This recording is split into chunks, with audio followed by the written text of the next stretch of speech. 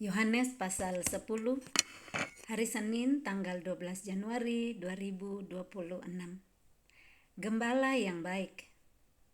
Aku berkata kepadamu, sesungguhnya siapa yang masuk ke dalam kandang domba dengan tidak melalui pintu, tetapi dengan memanjat tembok, ia adalah seorang pencuri dan seorang perampok. Tetapi siapa yang masuk melalui pintu, ia adalah gembala domba. Untuk dia, penjaga membuka pintu dan domba-domba mendengarkan suaranya, dan ia memanggil domba-dombanya masing-masing menurut namanya dan menuntunnya keluar. Jika semua dombanya telah dibawanya keluar, ia berjalan di depan mereka dan domba-domba itu mengikuti dia karena mereka mengenal suaranya. Tetapi seorang asing pasti tidak mereka ikuti, malah mereka lari daripadanya, karena suara orang-orang asing tidak mereka kenal. Ini Yohanes pasal 10, Yesus berbicara tentang gembala yang baik, dan dimulai dengan Yesus berkata, yang masuk ke dalam kandang domba tapi tidak melalui pintu, dia panjat tembok, cari jalan bukan jalan yang sesungguhnya, ya, yang pintu dibuka dan masuk, manjat, karena dia itu adalah pencuri dan perampok. Hanya yang masuk melalui pintu itulah gembala domba. Dan kalau ada penjaga pintu, ya, karena penjaga pasti nggak akan buka pintu untuk orang yang tidak dikenal. Nah, makanya pencuri carinya jalan lain. Tetapi penjaga pintu di ayat 3 untuk dia, untuk gembala domba, penjaga membuka pintu. Nah, domba-domba itu mengenal dan mendengar suara. Saat mendengar suara gembalanya, domba-domba mengenal suara gembalanya. Dan bagaimana gembala mengenal satu-satu menurut nama, ya, dipanggil satu-satu dombanya menurut namanya untuk dituntun keluar. Nah, Yesus itu yang menggambarkan tentang gembala di sini, dikatakan bahwa jika semua dombanya telah dibawa keluar, jadi dia keluarin semua dulu dari kandang, gak ada yang tinggal di kandang, barulah ia berjalan di depan mereka. Dikeluarin semua dulu dari kandang, baru gembala berjalan di depan mereka, dan domba-domba mengikuti dia karena mereka mengenal suaranya.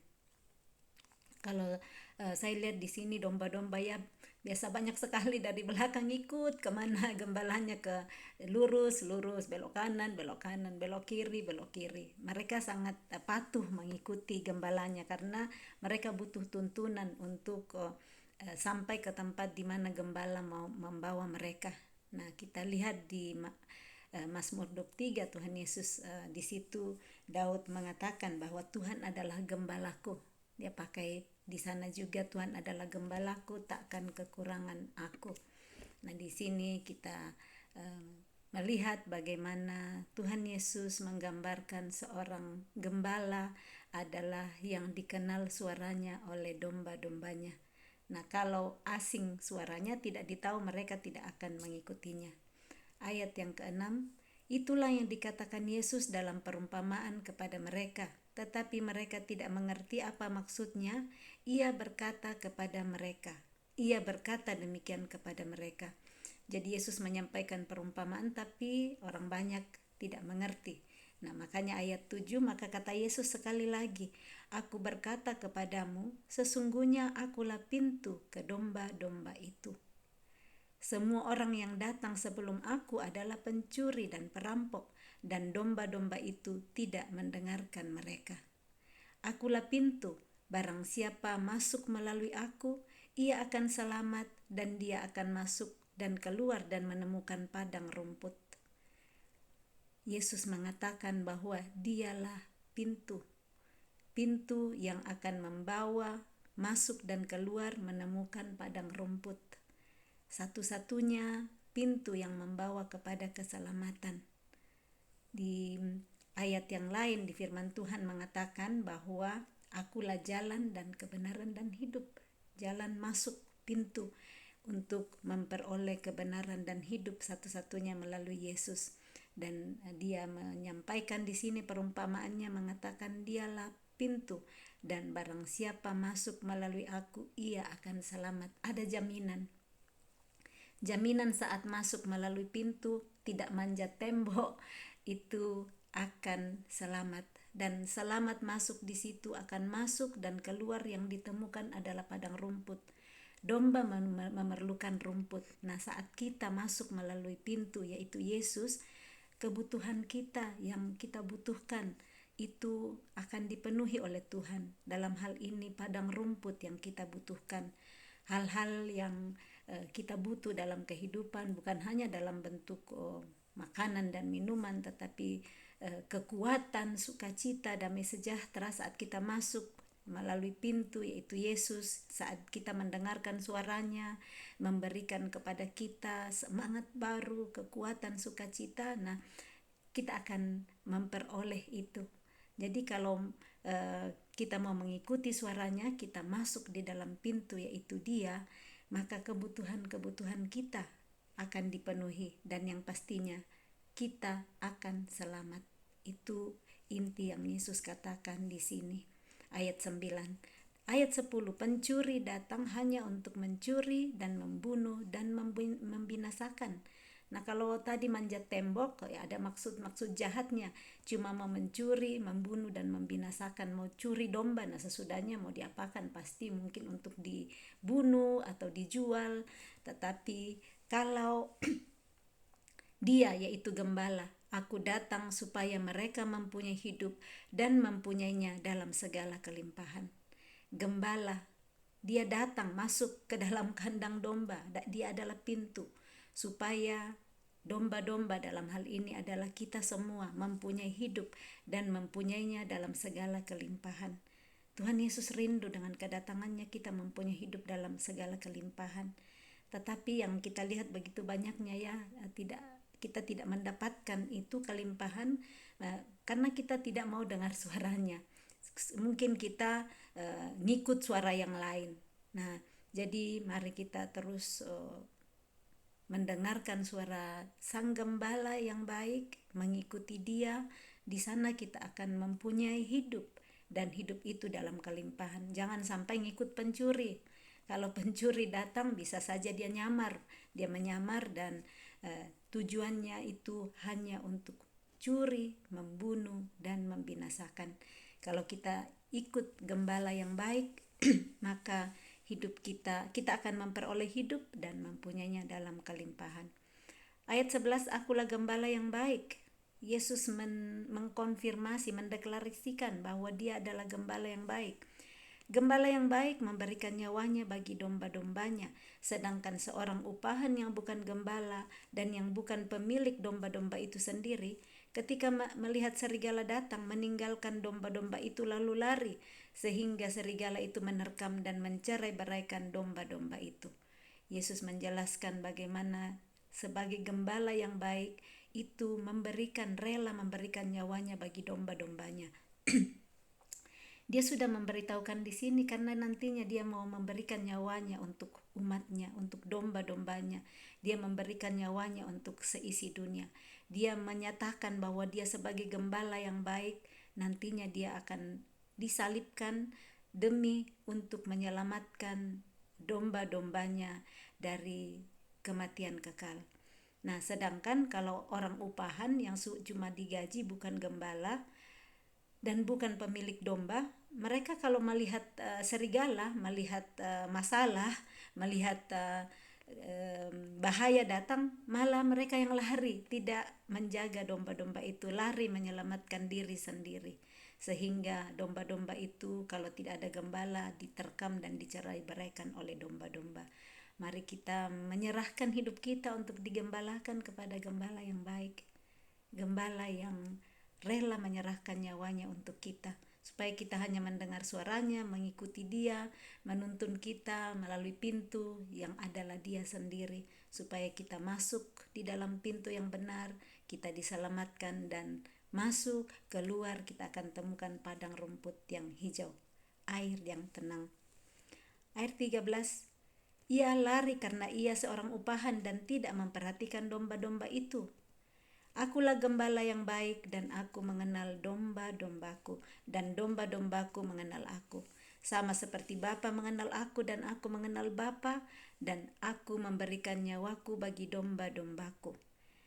Yesus menyatakan dia adalah gembala yang baik dan domba-dombanya mengenal dia dan dia pun mengenal domba-dombanya. Disamakan dengan sama seperti Bapa mengenal aku dan aku mengenal Bapa dan aku memberikan nyawaku bagi domba-dombaku. Ada lagi padaku domba-domba lain yang bukan dari kandang ini. Domba-domba itu harus kutuntun juga, dan mereka akan mendengarkan suaraku, dan mereka akan menjadi satu kawanan dengan satu gembala. Bapa mengasihi aku, oleh karena aku memberikan nyawaku untuk menerimanya kembali. Tidak seorang pun mengambilnya daripadaku, melainkan aku memberikannya menurut kehendakku sendiri. Aku berkuasa memberikannya dan berkuasa mengambilnya kembali. Inilah tugas yang kuterima dari Bapakku. Yesus menyatakan bahwa Bapanya mengasihi dia. Karena apa? Oleh karena aku memberikan nyawaku untuk menerimanya kembali. Yesus tahu dia memberikan nyawanya bagi domba-dombanya, dia tidak kehilangan nyawanya. Dia percaya bahwa dia menerima kembali nyawanya itu. Nah, kita sudah baca di pembacaan sebelumnya ya, di Matius, di Markus dan Lukas ya, kalau saya tidak salah ingat, bagaimana Yesus mengajar bahwa barang siapa yang menyerahkan nyawanya karena Yesus, mereka akan mendapat nyawanya kembali. Nah, Yesus tahu bahwa dia menyerahkan nyawanya karena kasihnya kepada Bapa, karena Bapa mengasihi dia, dia menerima nyawanya kembali.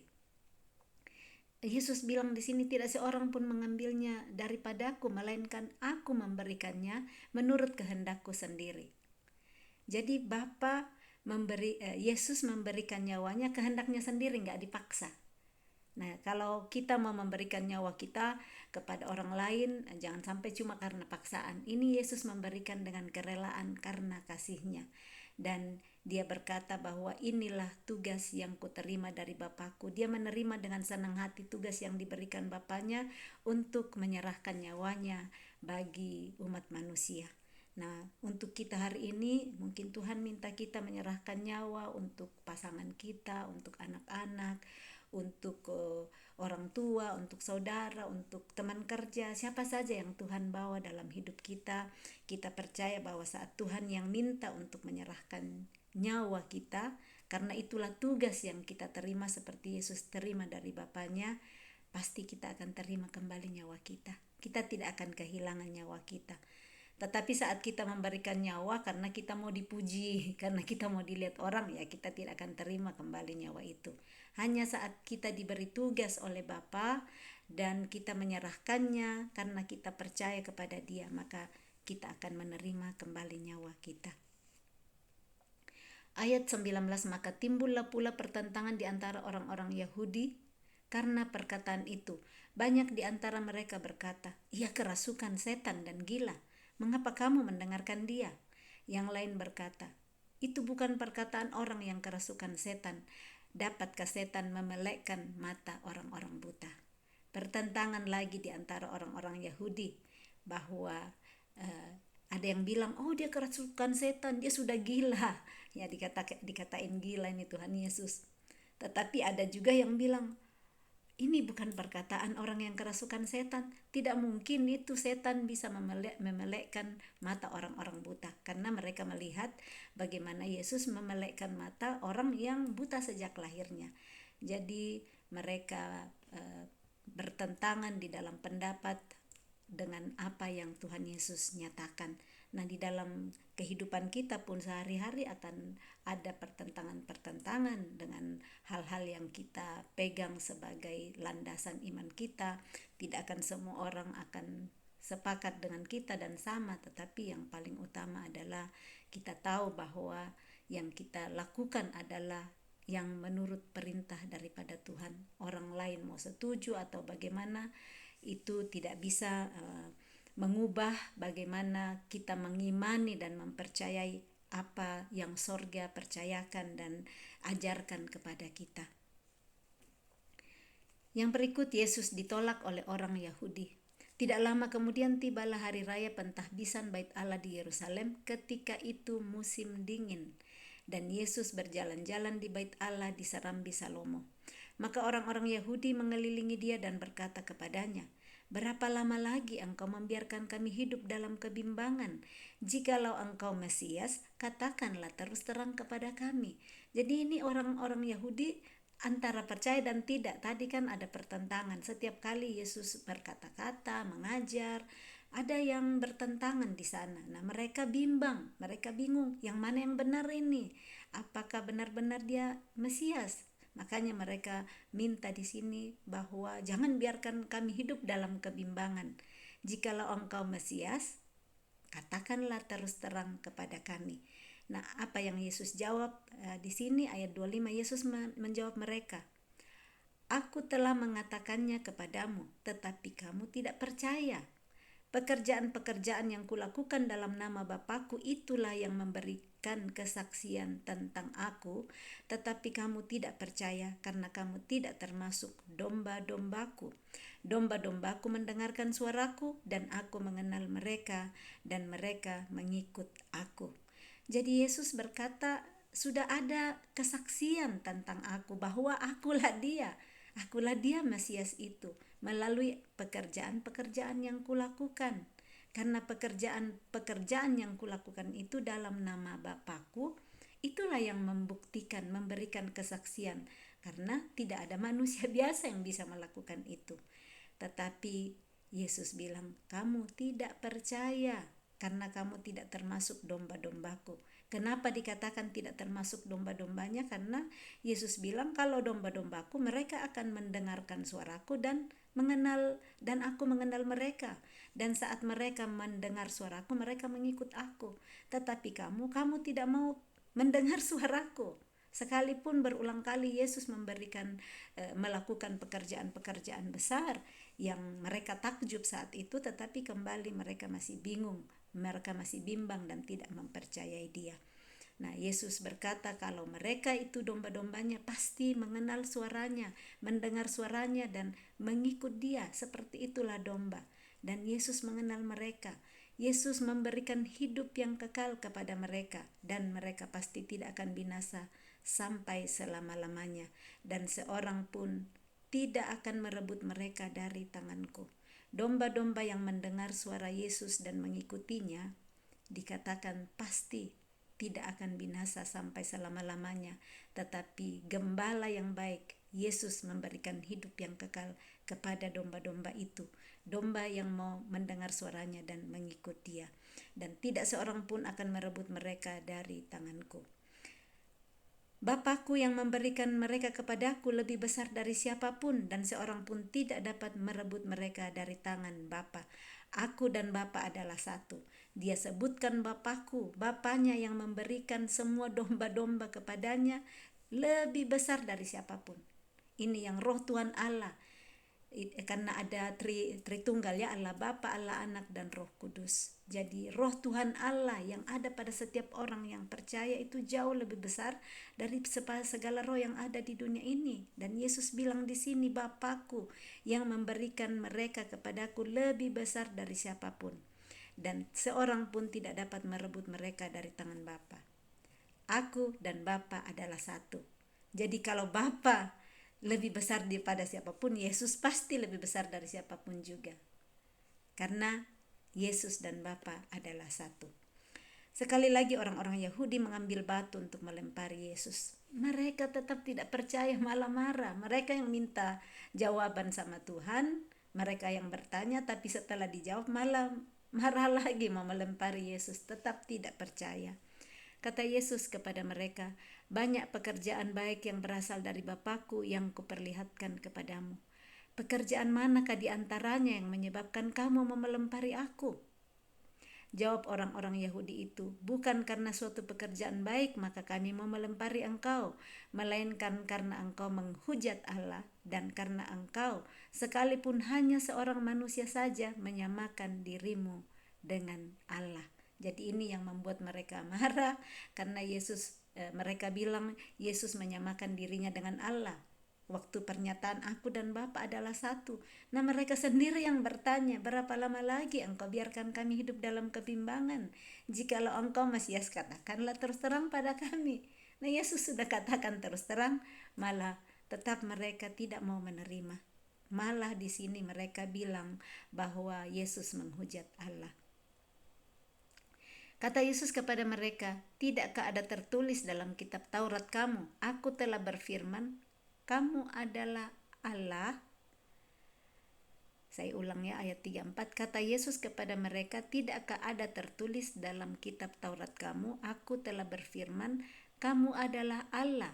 Ini Allahnya huruf kecil, bukan Allah huruf besar ya. Jikalau mereka kepada siapa firman itu disampaikan, disebut Allah, sedang kitab suci tidak dapat dibatalkan, masihkah kamu berkata kepada Dia yang dikuduskan oleh Bapa dan yang telah diutusnya ke dalam dunia, engkau menghujat Allah? Karena aku telah berkata, aku anak Allah, ini huruf besar semua yang aku anak Allah.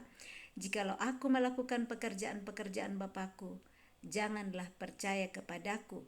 Tetapi jikalau aku melakukannya dan kamu tidak mau percaya kepadaku, percayalah akan pekerjaan-pekerjaan itu, supaya kamu boleh mengetahui dan mengerti bahwa Bapa di dalam aku dan aku di dalam Bapa. Sekali lagi mereka mencoba menangkap Dia, tetapi Ia luput dari tangan mereka. Yesus maksudnya Yesus terbuka berkata kepada mereka di ayat 37, jikalau aku tidak melakukan pekerjaan-pekerjaan Bapakku, janganlah percaya kepadaku. Mereka akan tahu bagaimana sudah ada tertulis di kitab Taurat semua, ada nubuatan-nubuatan di sana, dan mereka tahu yang dilakukan oleh Yesus adalah pekerjaan Bapanya, tetapi mereka tetap tidak percaya. Nah, di situ yang ayat 38, tapi jikalau aku melakukannya dan kamu tidak mau percaya kepadaku, percayalah akan pekerjaan-pekerjaan itu, supaya kamu boleh mengetahui dan mengerti bahwa Bapa di dalam aku dan aku di dalam Bapa. Maksudnya bahwa kalau Yesus bisa melakukan pekerjaan-pekerjaan itu, pekerjaan Bapanya, itu karena Bapa di dalam Dia dan Bapa dan Yesus di dalam Bapa. Itu bukan hujatan. Yesus tidak menghujat karena Dia dan Bapa adalah satu. Dia tidak bisa melakukan apa-apa tanpa Bapa yang ada di dalam Dia. Tetapi mereka belum dibukakan, masih terselubung, dan bahkan mereka mencoba lagi untuk menangkap Yesus. Tidak mau dengar apa yang Yesus sudah jelaskan kepada mereka. Tetapi karena belum waktunya, Yesus luput dari tangan mereka. Yesus di seberang Sungai Yordan. Kemudian Yesus pergi lagi ke seberang Yordan, ke tempat Yohanes Pembaptis dahulu. Lalu Ia tinggal di situ. Dan banyak orang datang kepadanya dan berkata, Yohanes memang tidak membuat satu tanda pun, tetapi semua yang pernah dikatakan Yohanes tentang orang ini adalah benar. Dan banyak orang di situ percaya kepadanya. Amin. Jadi orang-orang percaya di seberang Yordan, di mana Yohanes Pembaptis ada di situ dulu. Yesus tinggal di sana dan banyak orang yang melihat tanda-tanda yang dilakukan oleh Tuhan Yesus, dan ini yang membuat mereka percaya kembali. Mereka percaya saat ada tanda, tetapi ada juga yang sudah melihat tanda tetapi tidak percaya. Nah, Yesus berkata, berbahagialah mereka yang percaya sekalipun tidak melihat. Apalagi kalau sudah melihat, pasti apalagi yang bisa membuat tidak percaya. Kiranya kita percaya kepada Gembala yang baik, mendengarkan suaranya, mengikuti Dia, mempercayai setiap kebenaran firman-Nya, karena firman-Nya ya dan amin, hidup dan berkuasa, yang sanggup untuk menolong, yang sanggup untuk memerdekakan, yang sanggup untuk menyelamatkan setiap orang yang mau percaya kepada Dia. Salam kasih, Tuhan Yesus memberkati. Shalom.